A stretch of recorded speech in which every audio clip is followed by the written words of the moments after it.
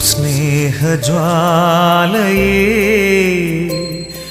എന്നാത്മാവിനെ മൃദുവായി മുറിപ്പെടുത്തുന്നു നീ.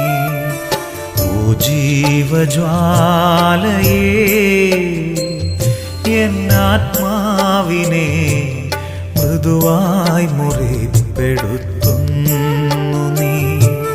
അതിനാൽ എന്നാത്മാവിനാഴമേ അടിമത്വത്തിലല്ല നീനിമേൽ നിൻഹിതമെങ്കിൽ സ്നേഹാഗ്നിജ്വാലയിൽ ലയിച്ചമർന്നിടട്ടിനീ.